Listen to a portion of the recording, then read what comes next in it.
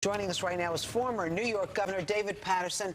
Nice to have you on Good Day New York. It's nice to be here. How do you feel?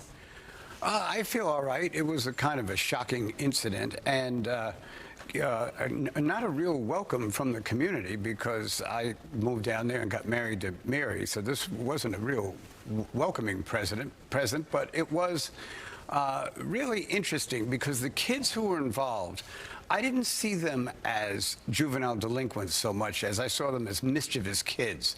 They were climbing up the bricks to a building that's adjacent to our building when my son, who was walking the dog by himself at the time, admonished them to come down and told them if they didn't come down, he was going to call the police.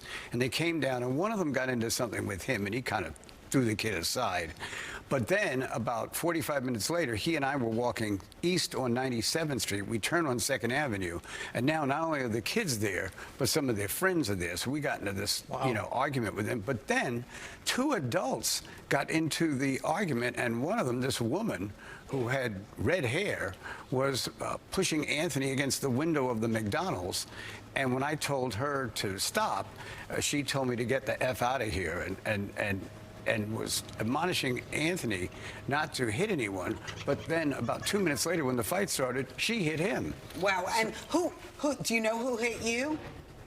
I don't know them personally, but I know that the person who hit me, I smashed their head into the window at McDonald's and threw them on the ground. And then somebody who was passing by says, "Was that necessary?" I said, "Yes, it was necessary." I guess that sounds like you held your own just a bit there. We know your stepson had to have stitches for treatment. You know, when you hear two people walking their dog at night attacked by a group of kids, that's like worst nightmare stuff of walking around the city. Well, the bad thing is that when Anthony fell, which is usually the time that a fight ends, they continued to assault him.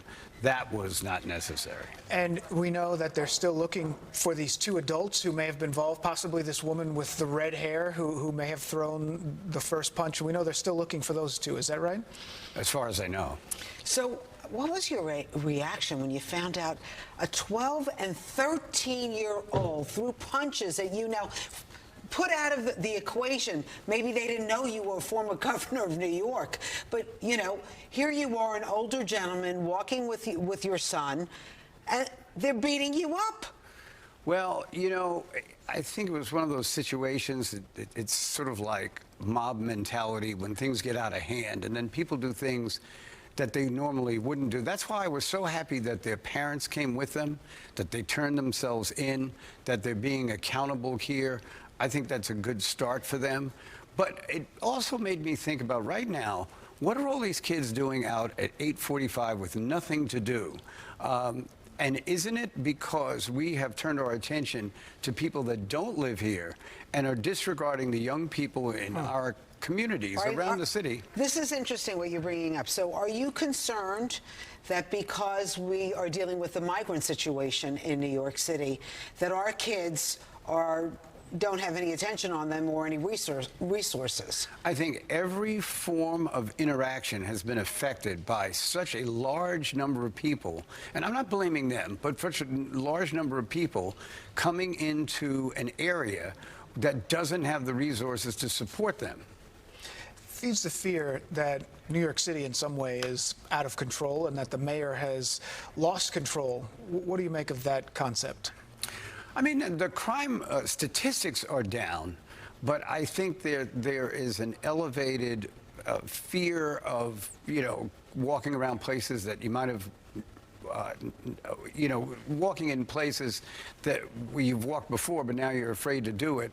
And it's that perception that so many New Yorkers have that's leading to the perception that perhaps the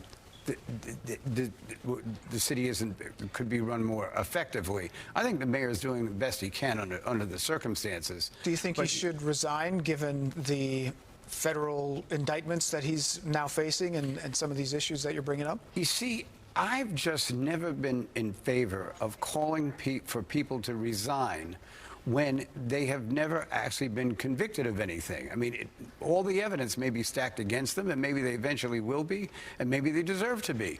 But if they want to maintain their innocence, I think that's what makes it like we're living in America. Right. So the mayor was just on our show. I think he said that he tried to call you. Did he? I didn't hear from him. I heard from the governor twice, once Saturday, once Sunday. I'll check my phone to see if he called. But none of the mayor's people reached out to you? One of the mayor's people called me because the original police report said that I had died in the fight, which is the reason that gossip always seems to create more problems than it solves. And for that, Ingrid Lewis Martin did call me. Right. And that's good to hear, Governor. We're glad you're doing okay. Glad your stepson is also. By the doing way, well. he's like a martial arts expert, right? Oh, he's Was it like out of a movie on the Second Avenue? Sounds like it was. The strange thing was at one point it was surreal. I mean, he was fighting like 4 people at the same time. He's nobody really that you should mess with. Is he okay? He's okay. I mean, I think he was shell-shocked that something like this could actually happen. But it was hopefully a good lesson for these kids, and maybe they'll learn something from it. And their parents are to be commended for not just defending them and saying they didn't do anything, but for being accountable. That's maybe the one bright light in this otherwise, bad evening. Well, hopefully they catch those 2 other people who they're looking for. Right. Former governor of New York, David Paterson, we're happy that you're feeling a little bit better today. Thank you.